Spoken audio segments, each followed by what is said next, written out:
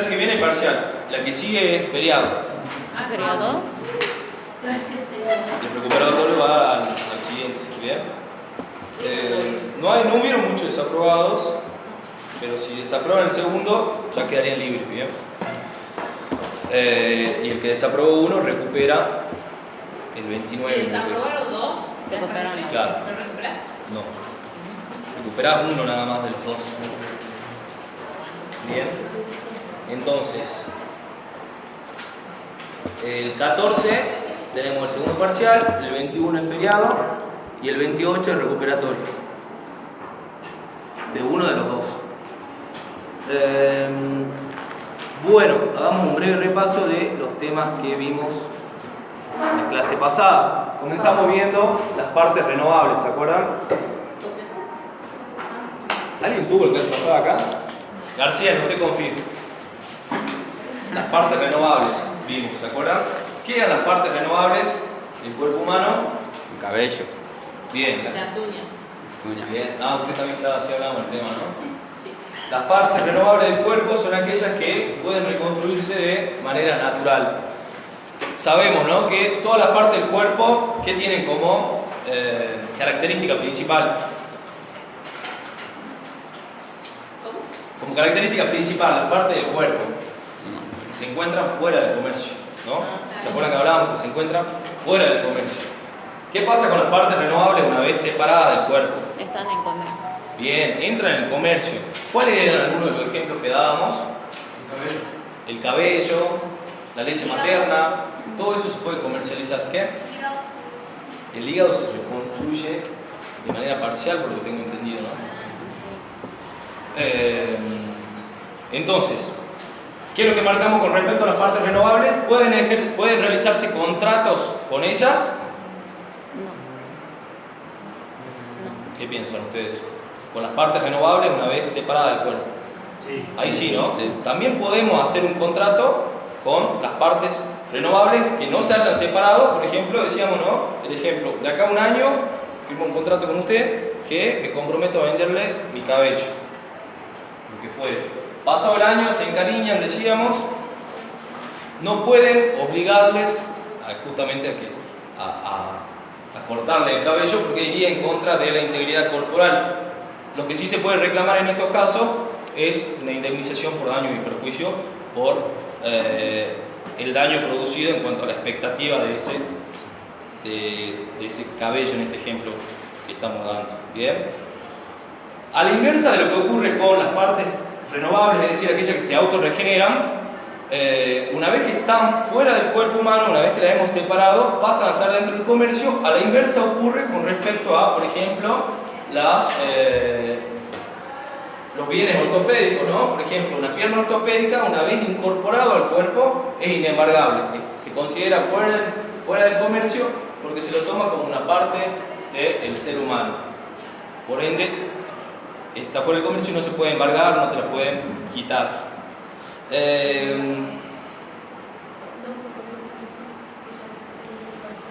¿Qué más de las partes renovables habíamos visto? Comenzamos a ver la ley de sangre, que era la ley 22.990, ¿no? La 22.990 trata el tema de sangre, que también es una parte renovable, también se autorregenera. ¿Por qué era esta ley la que lo trata? Porque era una ley de orden público, ¿se acuerdan? ¿Qué quiere decir que sea una ley de orden público? Lo vimos en la clase pasada. Este es el repasito que estamos haciendo. ¿Alguien se acuerda de por qué una ley de orden público, la ley que tiene que ver con la sangre? Porque tiene que ser regulada por el Estado. Bien, perfecto, porque tiene que ser regulada por el Estado, nos dice la compañera. El Estado es el encargado de administrar y de poder garantizar a toda la población el acceso a la sangre. Bien, es el único que puede garantizar el acceso a la sangre humana. Bien, es por eso que en el artículo 3 de esta ley se prevé que sea el mismo Estado quien dé y posibilite el acceso a todas las personas, a todos los argentinos cuando necesiten de sangre humana. El artículo 4 de esta ley prohíbe la intermediación comercial y el lucro, la obtención, clasificación, preparación, fraccionamiento y todo lo que tenga que ver con el tema de la sangre. ¿Bien? Entonces, está prohibido la comercialización, el lucro en sí mismo de la sangre. No se le puede poner un precio a la sangre. Está fuera de... Bancos privados. ¿Por qué hay bancos privados? Hay bancos privados sin fines de lucro, si no, los pueden estar habilitados. ¿Bien? Se prohíbe la comercialización y el lucro con respecto a la sangre porque es el Estado, como menciona la compañera, ser una ley de orden público, el único que puede regular sobre el tema. ¿Bien? Lo que tiene también de orden público es que deja de lado la voluntad de los particulares. Cualquier ley de orden público, como por ejemplo también la de trasplante de órgano, hace que sea el Estado el único que te regule y te diga cómo se va a tratar a ese tema de una manera obligatoria, ¿bien? Dejando de lado la voluntad de las partes. Con el tema de la sangre pasa lo mismo, es por eso que se prohíbe la intermediación comercial y el lucro con respecto a la sangre. Después me dirán que sí, por fuera habrá alguien que te dará plata si vas a donar o no con respecto al nombre de tal persona en el centro de hemoterapia. Pasa esa cosa, sí pasan también, pero la ley prohíbe de manera taxativa con respecto a la comercialización y la obtención. El artículo 15 también menciona de que solamente pueden efectuarse estas extracciones en los bancos autorizados, los bancos de sangre autorizados por el Estado Nacional. Y ahí está también lo que menciona la compañera Vilte, ¿no? Pueden haber también bancos privados, los cuales tienen que ser sin fines de lucro, pero que tienen que estar autorizados por el organismo que la ley establece. ¿Bien? No cualquier institución puede manipular el tema de la sangre, sino que tiene que estar acorde a los requerimientos que la ley establece para la habilitación y el uso de la sangre. Entonces, el artículo 15 nos marca que solamente los establecimientos habilitados a tal fin pueden manipular y extraer todo lo que tenga que ver con el tema de la sangre. El artículo 43, por su parte, marca de que el hecho de dar sangre solamente puede ser considerado como una donación. Bien, es un acto de disposición, uno dispone sobre su cuerpo de una manera altruista, voluntaria, solidaria, sin esperar nada a cambio. Bien, eso es lo que se tiene en cuenta con respecto también al artículo 4 que planteábamos, ¿no? De la gratuidad en cuanto a la intervención. No puede ponérsele un precio a la sangre porque el artículo 43 de esta ley marca que es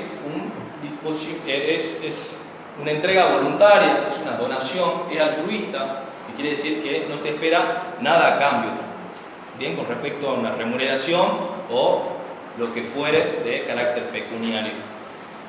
Entonces, el principio general con respecto al tema de la sangre es que es gratuito, bien, no puede nadie ponerle un precio a la sangre, pero existe una excepción. ¿Se acuerdan cuál era la excepción? En el caso de que haya escasez. Bien. En el caso que haya escasez de un grupo extraño o raro, ¿quién está facultado? El Poder Ejecutivo está facultado para, en un lapso de 3, como máximo, de 3 días, armar una campaña en la cual se recolecte dicha grupo o factor que está siendo escaso, que es extraño. ¿Bien? Esto está regulado, la excepción, en el artículo 50 de esta ley. ¿Bien? Entonces, puede el Estado plantear por un lapso que no puede superar los 3 días que se le va a pagar a las personas que donen ese grupo o factor extraño. ¿Bien? ¿Se acuerdan qué hablábamos con respecto al precio? Bien. El precio que se le va a pagar al donante, en este caso, que es la excepción, decíamos, tiene que ser uniforme en todo el territorio de la República Argentina. ¿Bien? El Poder Ejecutivo, ¿se acuerdan cuando hablábamos de la formación de leyes? Decíamos, bien, ¿quién está legitimado para crear un proyecto de ley? Está legitimado el Poder Legislativo, diputados, senadores, la iniciativa popular y el Poder Ejecutivo. Además, se le brinda al Poder Ejecutivo esta posibilidad de que por medio de los DNU, decreto de necesidad de urgencia, puedan legislar. Y acá está, con un DNU, puede el presidente plantear una campaña de sangre con respecto a los grupos de extraños factores que lleguen a faltar en la República Argentina. Entonces, ¿de cuánto es el lapso? Como máximo 3 días. Bien, no puede exceder de 3. Y el pago del precio que se le va a dar a los dadores es un precio uniforme en todo el territorio de la República. Bien. Las extracciones de este grupo extraño o escaso solo puede realizarse en los laboratorios habilitados, ¿no? En los centros habilitados por la ley, por la República, por este organismo que va a controlar lo que tiene que ver con la ley de sangre, y tiene que estar inscriptos. Pueden ser tanto públicos como privados, sin fines de lucro, tienen que ser los privados. Y la relación que se establece entre dador y receptor, en este grupo extraño y raro, no puede formalizarse de una manera particular, ¿bien? Sino que tiene que ser el Estado el encargado de formalizar dicha relación. No pueden los particulares de una manera privada ponerse de acuerdo. Sabemos que esto no se da muchas veces porque hay hasta grupos de WhatsApp con respecto a grupos extraños o escasos, los cuales se ponen de acuerdo con respecto a la dación de la sangre. Bien. Y lo último que veíamos con respecto del tema de la sangre es que el artículo 52 de dicha ley dice de que el receptor no puede incurrir en ningún gasto con respecto a la sangre. Lo único que tiene que pagar el receptor son los gastos por los insumos y el gasto por el personal que está en la extracción y en la transfusión de la sangre. Bien, entonces, principio de gratuidad con respecto al receptor. Solamente se pagan los materiales utilizados y a los profesionales intervinientes. Bien, de ahí vimos el cadáver. Bien, eso con respecto al tema de sangre. El cadáver, sigamos con el repaso. ¿Qué decíamos del cadáver? El cadáver es una cosa que, una naturaleza jurídica del cadáver es que es una cosa que por regla general se la considera fuera del comercio. Bien, tiene caracteres más morales o espirituales que otra cosa. Es por eso que decíamos, ¿se acuerdan cuando comenzamos a hablar del ordenamiento jurídico y las lagunas? ¿Ah? Sí, Sí. porque tengo algo corto, pero... Si lo tiene anotado, ¿viste? Que sí. No tengo nada. Bueno, lo vemos rápidamente. Volvamos. El cadáver. Yo lo sé, pero no me entiendo de qué.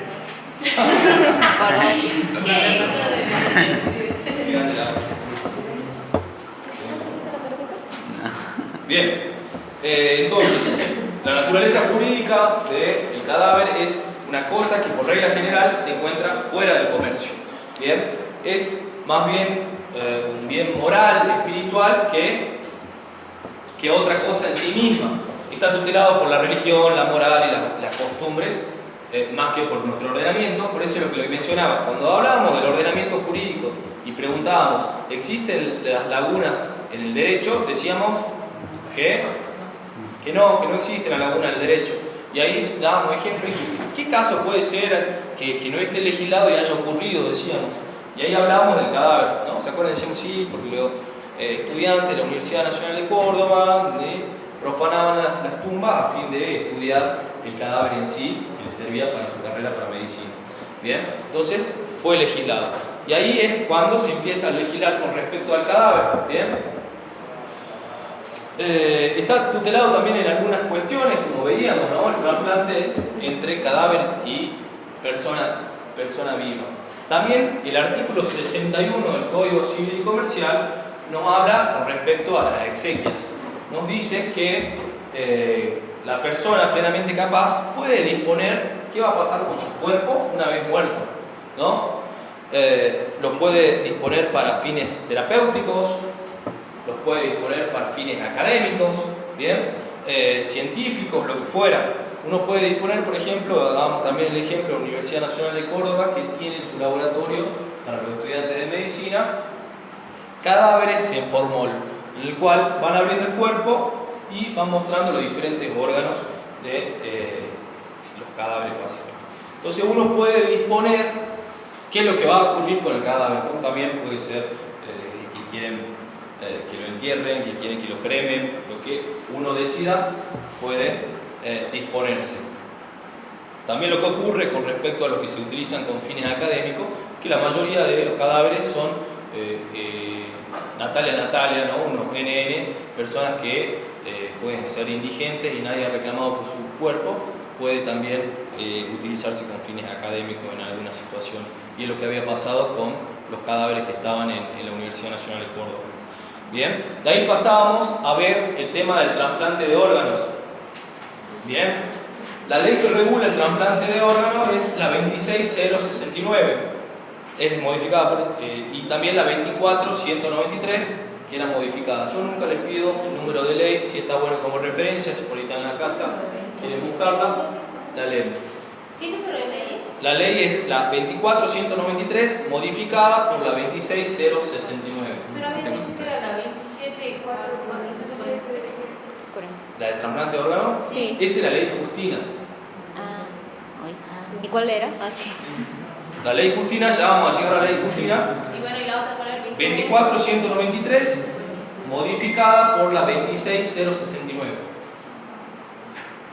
La última, ¿cómo era? Perdón. 26069. Bien. A ver, acá tenemos la 24193, que fue modificada por la 26069.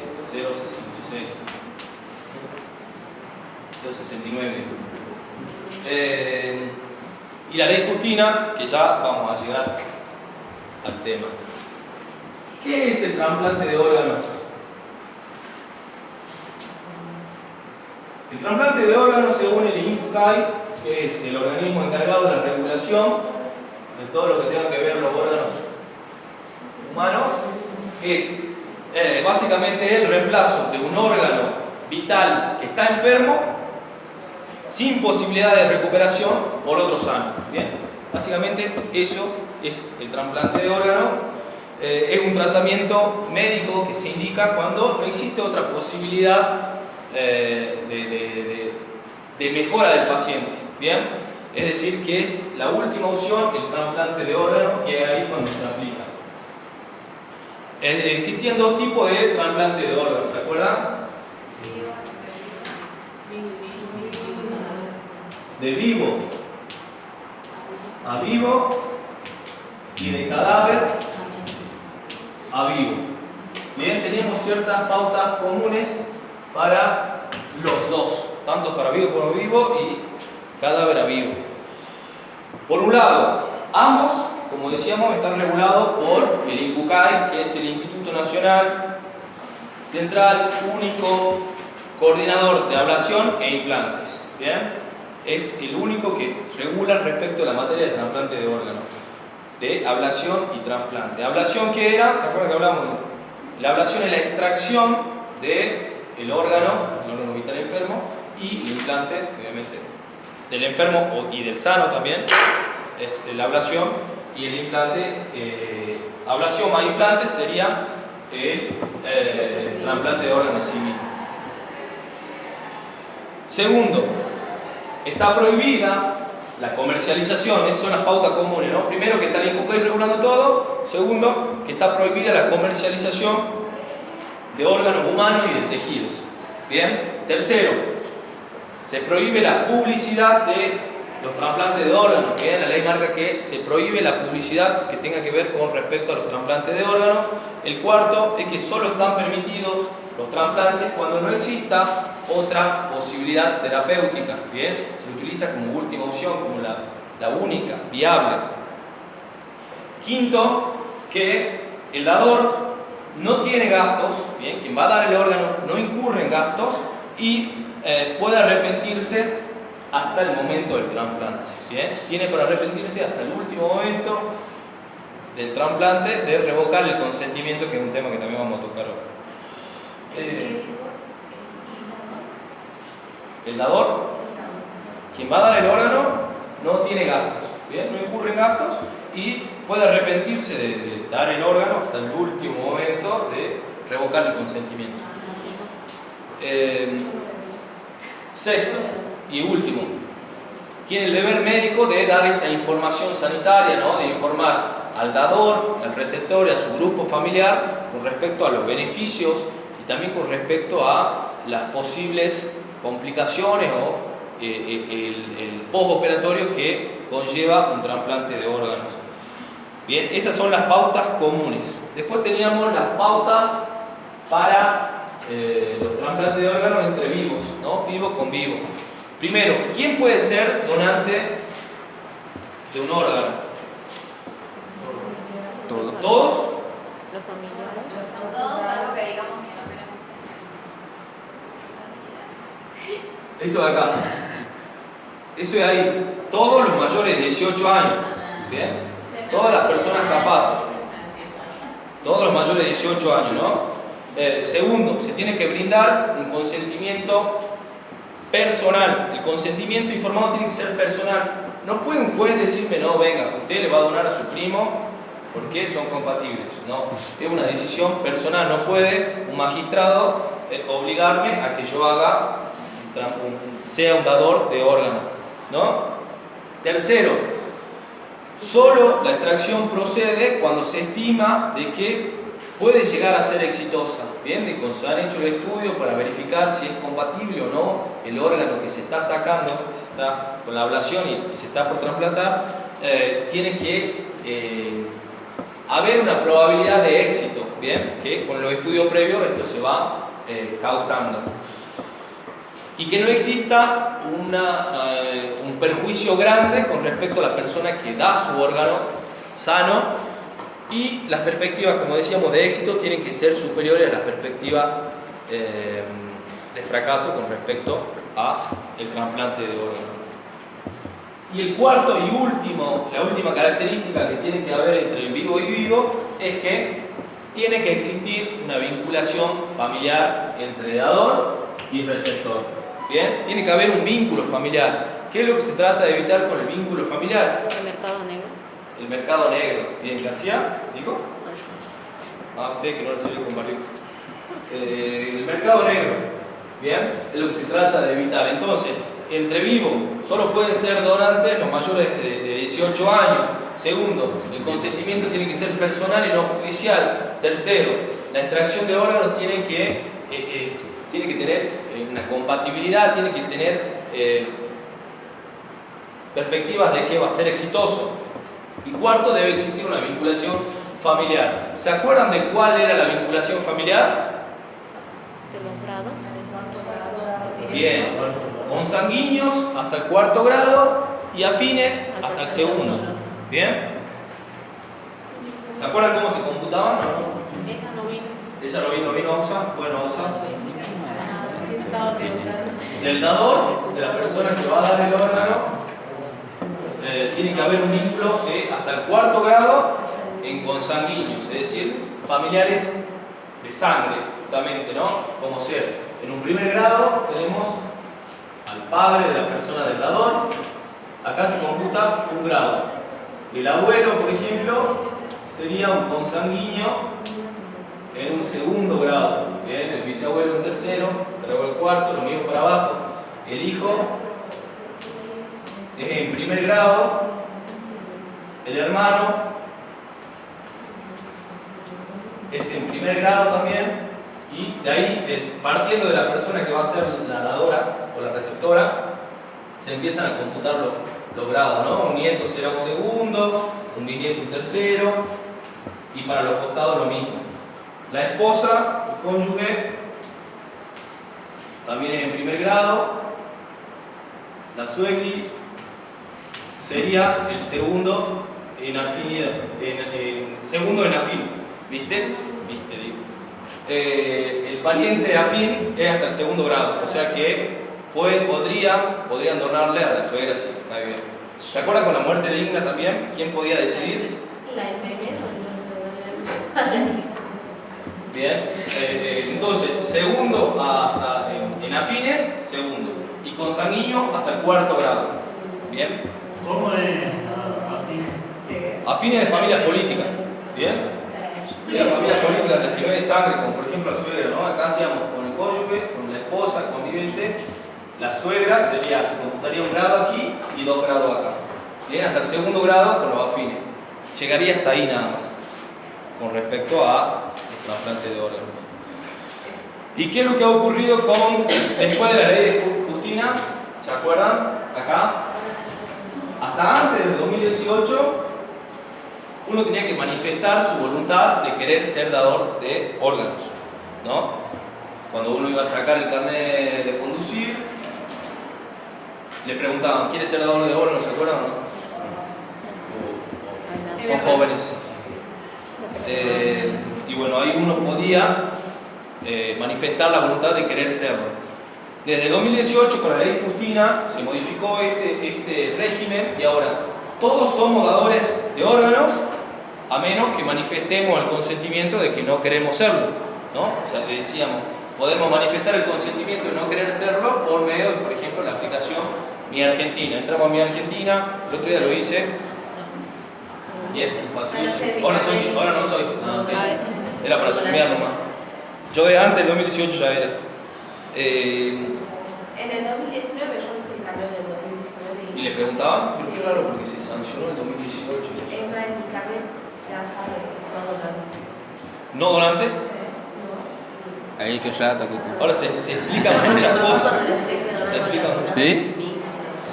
¿Qué? Que mi papá estaba en la lista para que le donen un riñón y nunca salía, entonces ahí me puse en esa postura.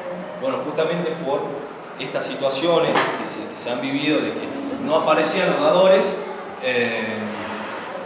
es que la ley Justina nos hace dadores a todos a menos que manifestemos el consentimiento de no querer serlo. Bien, Justina decíamos, era una niña de 12 años que tenía cuando fallece, que estuvo casi toda su vida primera en la lista de espera con respecto a un trasplante de corazón.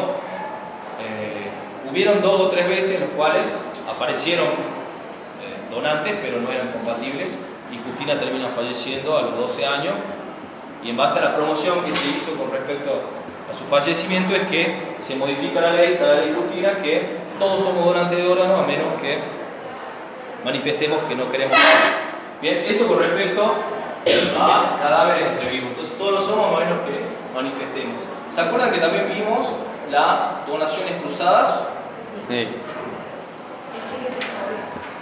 ¿Qué eran las donaciones cruzadas? Ah, sí. ¿Qué? Ajá.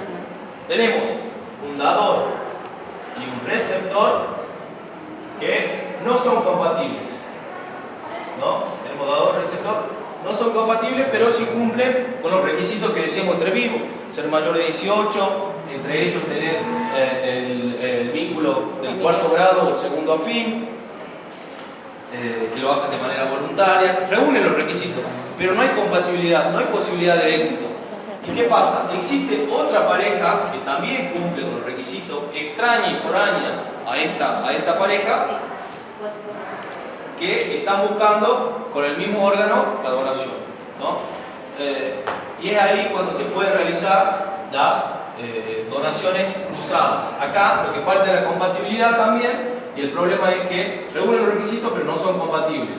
Entonces, haciendo los estudios pertinentes y dado la casualidad o lo que fuere de que sí son compatibles, se puede dar que el dador le dé al otro receptor, y lo mismo aquí, el dador dé al otro receptor, y acá están las donaciones cruzadas, básicamente. Bien, se cruzan a las parejas que reúnen las condiciones para que puedan donarse entre sí. Eso fue el repaso de la clase anterior. Ahora vamos a ver el análisis de la ley.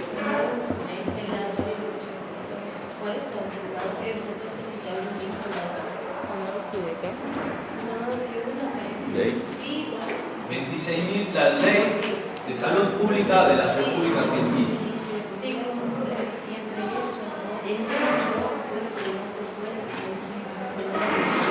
26 minutos. Pero se cumple. 26.529.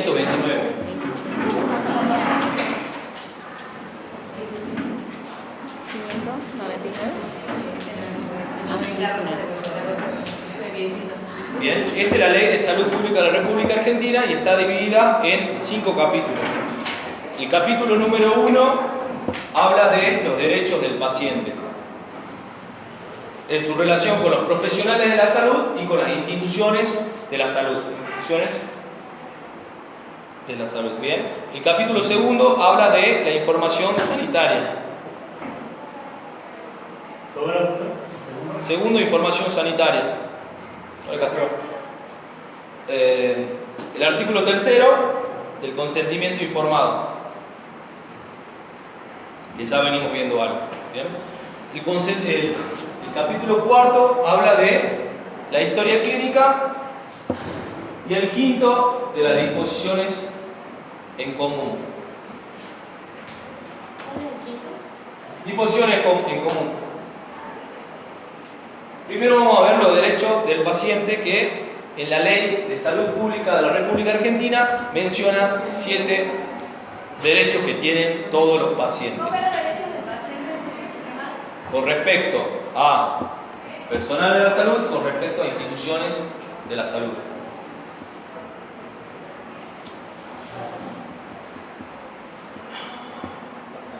El primer derecho que tienen los pacientes es el derecho a la asistencia, ¿no? Menciona la ley en su inciso, artículo 2, inciso A, que el primer derecho es el derecho a la asistencia, porque el paciente tiene derecho a ser asistido por profesionales de la salud sin menoscabo, sin distinción de su raza, de su género, de su sexo, de su orientación sexual, política o de cualquier índole.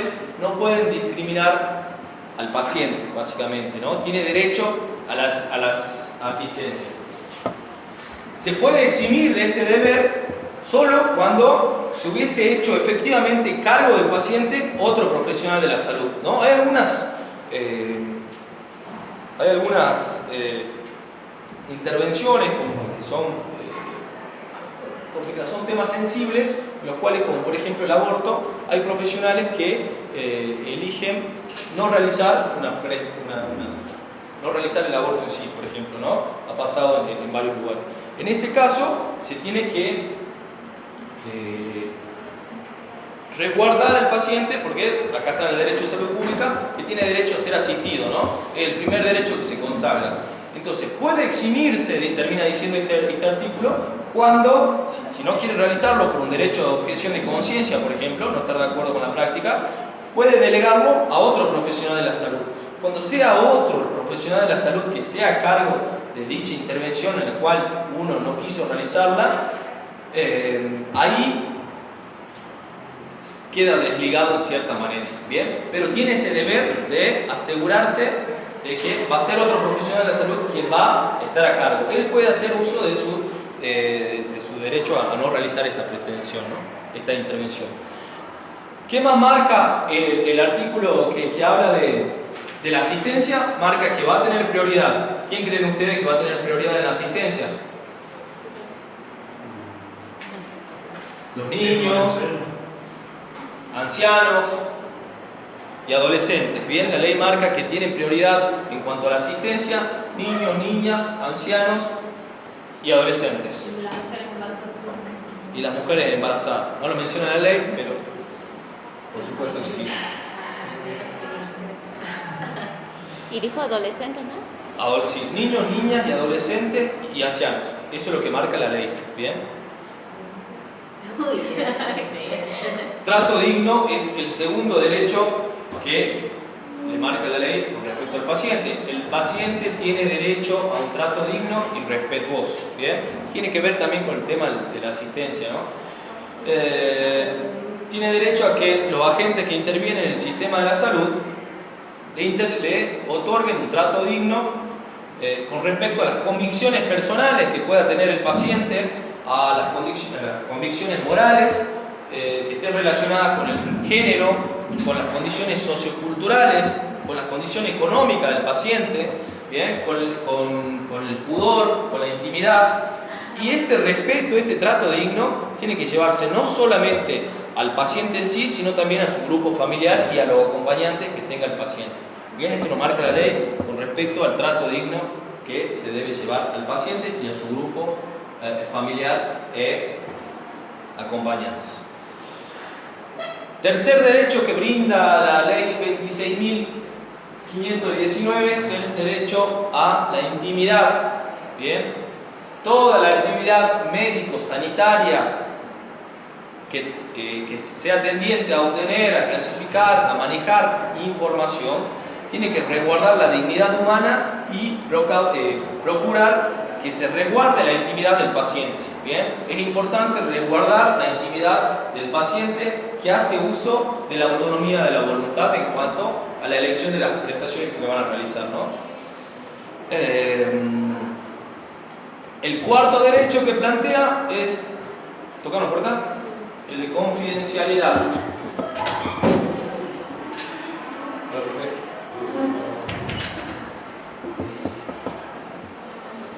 Confidencialidad. El paciente tiene derecho también a que toda persona que participe en la elaboración y en la manipulación de información con respecto al paciente se mantenga confidencial, que no salga de la esfera de la relación médico-paciente o personal, cualquier personal de la salud. Acordémonos que la ley nos habla de todos los agentes que intervienen en el ámbito de la salud con respecto al paciente, ¿no? ¿Ahí entraría lo del SIDA? Exacto. Ahí entra lo confidencial, porque ustedes como técnicos de laboratorio van a manejar información que es muy sensible muchas veces, ¿no? Como por ejemplo el tema que plantea la compañera Vilte, puede ser el tema de un HIV positivo, de mantener la confidencialidad de los datos que ustedes suministren. La violación al deber de confidencialidad, lo vamos a ver en la clase que viene, trae aparejado multas de carácter económico y también inhabilitación de la matrícula. Bien, esto por ley está planteado, también lo plantea el Código de Ética de Bioquímico, la ley de los bioquímicos, la 7182, también plantea este tipo de sanciones. Bien, y los últimos tres derechos que plantea son el derecho a la autonomía. ¿Se acuerdan cuando hablábamos de la bioética? Que decíamos autonomía, beneficencia, no maleficencia, principio de justicia. ¿Qué era la autonomía de la voluntad? Poniéndonos del lado del paciente, ¿no? Son pacientes todos. ¿Qué es la autonomía? ¿Qué es ser autónomo? Claro, que decidimos por nosotros mismos las prestaciones que se van a realizar. Entonces el paciente tiene derecho a la autonomía de la voluntad, a decir qué intervenciones sí se van a realizar, qué procedimientos no, ¿bien? De manifestar su voluntad por medio del consentimiento. Esta manifestación de la voluntad puede ser revocable en cualquier momento, ¿bien? ¿Se acuerdan que hablábamos del consentimiento? En cualquier momento puedo revocar esta autonomía. El revocar el consentimiento es parte de la autonomía, ¿no? Sexto derecho, el derecho a una información sanitaria. Bien, derecho a información sanitaria. ¿Qué quiere decir la información sanitaria? Que el paciente tiene derecho a recibir información clara, precisa y adecuada respecto de todas las intervenciones que se van a realizar, ¿no? Que estén vinculadas con su salud. Este derecho, nos dice esta ley, también trae aparejada la posibilidad de no recibir información. ¿Bien? El paciente también puede decidir que no quiere recibir información con respecto a su salud. Y el último derecho es con respecto a la interconsulta, ¿no? La interconsulta médica. El paciente tiene derecho a una interconsulta médica, a una no, a las que quiera. Bien. Luego de recibir información por escrita con respecto al problema que lo atañe a acercarse al sistema de salud, puede ir y verificar en otros profesionales si está de acuerdo o no con lo que se está reclamando o lo que le están diciendo el médico que se tiene que realizar. Bien, tiene derecho a hacer interconsulta la cantidad de veces que quiera. El capítulo segundo habla de la información sanitaria. Información sanitaria, el primero era derecho del paciente, el capítulo segundo, información sanitaria. Esto está regulado en los artículos 4, 3 y 4 de esta ley. ¿Bien? ¿Qué es la información sanitaria? Ya lo decíamos cuando hablábamos del derecho del paciente, ¿no? La información sanitaria es aquella que recibe por parte del profesional de la salud de manera clara, precisa y adecuada con respecto. Esta información clara, precisa y adecuada tiene que ser adecuada a la comprensión que pueda tener el paciente. ¿Bien? Hay que adecuar la información que le vamos a dar al paciente. Tiene que ser comprendida por el paciente mismo. No podemos estar hablando con lenguaje técnico cuando el paciente no entiende lo que le queremos decir. Es por eso que tiene que estar adecuada la capacidad de comprensión que tenga el paciente. Informando el estado de salud, los estudios y tratamientos que fueren necesarios realizarle y la previsible evolución de los riesgos, las complicaciones. ¿Bien? Toda la información tiene que ser abarcativa con respecto a los beneficios y los riesgos que va a correr el paciente. Solo puede brindarse información a terceras personas cuando el paciente lo autorice. ¿Bien? Tiene que haber autorización del paciente para poder brindarle información a terceros. ¿Qué pasa cuando existe una incapacidad o una imposibilidad con respecto al paciente? En ese caso, cuando es incapaz, ¿a quién se le dará la información? A la familia. Bien, a los tutores, a los padres, al curador, a quien fuera que tenga a cargo la representación legal de la persona incapaz. Capítulo 3 habla del consentimiento informado y se lo define en el artículo 5. Bien, el consentimiento informado es la declaración de la voluntad suficiente efectuada por el paciente luego de recibir información clara, precisa y adecuada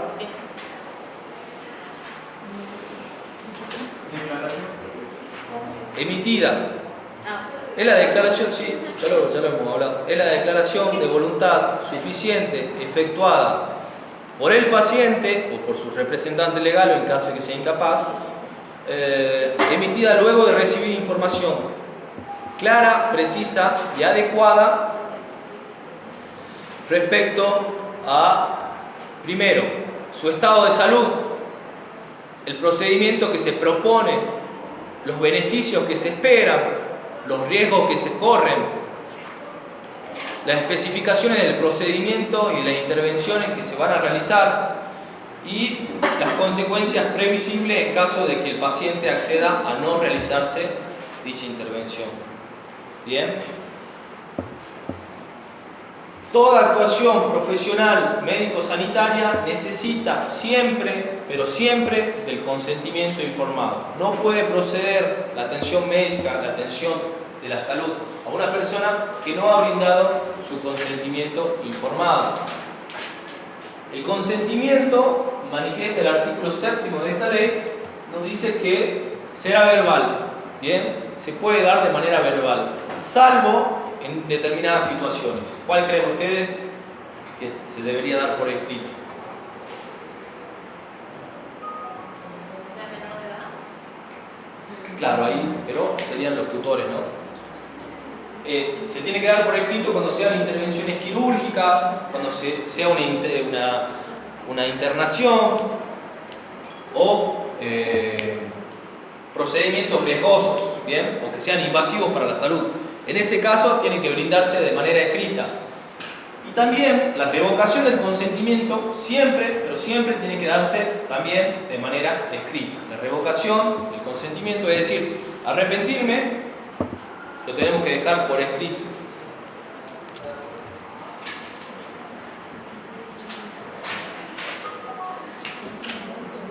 Bueno, también manifiesta el artículo 8 que se puede dar el consentimiento informado con respecto a exposiciones con fines académicos. Lo hemos visto con respecto al tema del cadáver, ¿no? Uno puede predisponer a consentir que una vez fallecido sea con esos fines académicos. Y el artículo 9 plantea excepciones al consentimiento informado, es decir, cuando no va a ser necesario que se brinde este consentimiento informado. La primera excepción es cuando mediare un grave peligro para la salud pública. ¿Bien? Cuando mediare un grave peligro para la salud pública. Y en segundo, cuando esté en peligro la vida del paciente, ¿no? Y no pueda, por su estado de salud, brindar consentimiento, ni esté la familia para poder suplir ese consentimiento, ¿no? ¿Está en peligro La vida del paciente, y no esté ni la familia, o no esté en un estado consciente el paciente primero, y la familia no esté tampoco para brindar el consentimiento, es el médico quien toma ahí razón y interviene sin el consentimiento informado, que después se le pide al médico que también fundamente por qué actuó de la manera en la que actuó. Bien, ¿qué más? Vamos a ver el capítulo de las historias clínicas. Bien, el capítulo 4 habla de las historias clínicas de esta ley. ¿Qué es la historia clínica? La historia clínica es el documento obligatorio, foliado, cronológico y completo en el que constan todas las actuaciones que se le ha realizado al paciente. ¿Bien? Obligatorio, cronológico, foliado y completo en el que consta toda la actuación realizada al paciente por un profesional y por auxiliares de la salud. El documento obligatorio, cronológico, foliado y completo en el que consta toda actuación realizada al paciente por los profesionales y auxiliares de la salud. Bien. Realizada al paciente por los profesionales y auxiliares de la salud. Bien, entonces, en la historia clínica consta todas las intervenciones que se realizan al paciente en sí mismo. Bien, la historia clínica debe contener, nos dice el artículo 15 de esta ley, debe contener, primero, la fecha de inicio de su confección, en qué día se está iniciando la historia clínica, por ende los datos del paciente, los datos que identifiquen a su grupo familiar, los contactos para poder comunicarse con los familiares, los datos del profesional que interviene y la especialidad en el caso que la tuviera y de todos los profesionales de la salud que vayan a intervenir. También registros claros y precisos con respecto a las funciones o las intervenciones que se van realizando al paciente. Bien, igual no se maten por escribir que todo esto se lo mando. No lo mandó la última vez. Registros claros, bueno, también los antecedentes que puedan poseer su grupo familiar, ¿no? Antecedentes, por ejemplo, enfermedades, ¿cierto? La de diabetes o cualquier tipo de enfermedades que preexistan en la familia. Y todo acto, entran también las dietas, entran también todas las intervenciones que se le van realizando, la toma de sangre, la toma de muestras. Todos los estudios que se han realizado forman parte de la historia clínica. ¿Bien? También nos dice el artículo 16 de esta ley que los consentimientos informados también tienen que estar adjuntados a la historia clínica, los estudios y prácticas que se han realizado, lo que el paciente rechazó. ¿Bien? Cuando comenzamos hablando dijimos, ¿no? Es un documento obligatorio, cronológico, porque tiene que llevar un orden en el tiempo, foliado. Quiere decir que tiene que estar foliado, justamente tiene que estar numeradas las hojas. Eso hace alusión cuando se habla de, no como en otro curso me ha dicho que tiene que tener un folio, tiene que llevar un orden de número de hoja, ¿no? Y tiene que contener todas las intervenciones que se le van realizando al paciente. ¿Bien? El artículo 13 prevé de que el consentimiento, que la historia clínica puede también llevarse a cabo registrarse por medio de soporte magnético, ¿no? Soportes eléctricos, es decir, base de datos que antes esto comúnmente se anexaba todo en papel. Bien, prevé la ley la posibilidad de que se haga de manera digital esto de la historia clínica. También se debe asegurar la confección y el resguardo de la documentación que allí contiene. Bien, esto es importante porque las instituciones de la salud tienen la obligación de guardar a la historia clínica, de hacer guarda y por un lapso de 10 años. Desde la última intervención tienen que cuidar de la historia clínica por 10 años. Bien. ¿Quiénes están legitimados para solicitar la historia clínica? ¿Quién creen ustedes? El primero, ¿quién será? Uno mismo, el paciente. Muy bien. El paciente es el titular, el primero que puede legitimar a solicitar la historia clínica. Desde que yo hago la solicitud de la historia clínica en la institución, ellos tienen 48 horas para darme una copia de la historia clínica. Bien. La ley les marca estas 48 horas porque se espera que haya celeridad, que haya rapidez en cuanto a la entrega de esta documentación. En caso de urgencias, este plazo puede reducirse. Y en el caso de que hayan pasado las 48 horas, ¿se acuerdan que hablábamos del recurso de amparo? Bueno, en este caso existe otro remedio judicial que se llama el habeas data. Bien. Está el amparo, el habeas corpus y el habeas data. Las tres se incorporaron a la reforma constitucional en 1994. Pasado las 48 horas en la cual la institución sanitaria no ha brindado mi historia clínica, puedo interponer una acción de habeas data. Habeas data viene en latín, quiere decir dónde está la información. Y se lo emplaza para que de una manera rápida y expedita me brinden esta información que se me está negando de una manera judicial. Bien, un remedio judicial es una acción de amparo, pero con respecto a la información.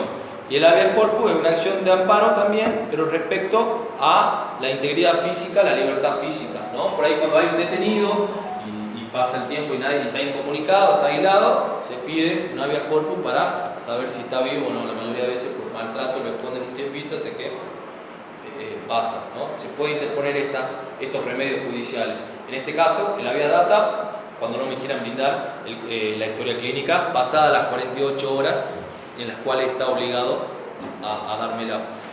Bien, entonces está legitimado el titular, su cónyuge, es decir, esposo, el conviviente, unión de hecho, en caso que convivan y no estén casados, no tengan una unión convivencial, el de la unión convivencial también, y hasta el 4º grado en consanguíneos. Está facultado para solicitar la historia clínica. También pueden pedirla los médicos y otros profesionales de la salud siempre y cuando tengan el aval del paciente.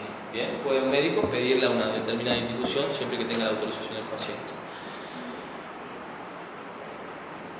Bien, y decíamos, ¿no?, que la institución, desde la última intervención, o la última vez que el paciente tuvo contacto con ese centro asistencial y se le ha brindado atención, pasado esa fecha, tiene 10 años en los cuales por ley tiene que guardar toda la información. Pasado esos 10 años, puede deshacerse de esa responsabilidad. Eso es lo que se llama una prescripción liberatoria.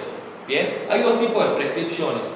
Esto no va en el examen para que tampoco. Prescripción liberatoria o prescripción adquisitiva. Bien, la prescripción es adquirir o extinguir un derecho por el transcurso del tiempo. Bien, pasado 20 años desde que yo estoy viviendo en el mismo lugar, pero yo no soy el titular y he ejercido actos de posesión, se puede pedir lo que comúnmente la gente le dice la veinteañal, ¿no? Una prescripción adquisitiva con respecto al inmueble en el cual yo estoy viviendo. Una prescripción liberatoria es lo con respecto, por ejemplo, al tema de la guarda de la historia clínica. Pasado 10 años, se me libera por el lapso del tiempo esta responsabilidad de tener que guardar la historia clínica. Entonces, 10 años tienen las instituciones para cuidar y guardar la historia clínica de los pacientes. ¿Cuáles son los principios? Vamos a hablar de dos principios. El primer principio de la historia clínica está reflejado en el artículo 17 de esta ley y es la unicidad. ¿Qué quiere decir unicidad? ¿Se acuerdan cuando hablábamos del ordenamiento jurídico que era único?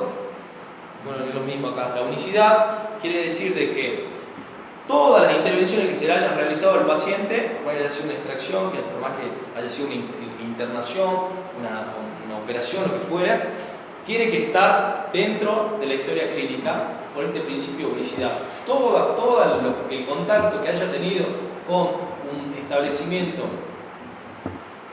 médico asistencial tiene que estar reflejado en la historia clínica. Bien. Y la inviolabilidad es la segunda característica, que los profesionales tienen a su cargo la guarda y custodia de la historia clínica, por ende también la confidencialidad y el deber de guardarlo, de que no llegue la información que ahí contiene a otras personas ajenas a la institución. Bien, no se puede violar la historia clínica. Esos son los dos principios: unicidad y inviolabilidad, que está reflejada en el artículo, la unicidad del 17 y la inviolabilidad en el 18. Bien, eso sería todo con respecto a la ley 26.519 de los derechos del paciente. Entonces, ¿qué entraría para el parcial? Entraría, Desde la unidad 3. claro, desde la unidad 3, derecho a la vida, eutanasia y muerte digna, la integridad corporal, la ley de sangre, la ley de trasplante de órganos, consentimiento informado y esta ley 26.519 con sus 4 ítems. ¿Bien? Bueno, nos vemos entonces el lunes que viene con el parcial.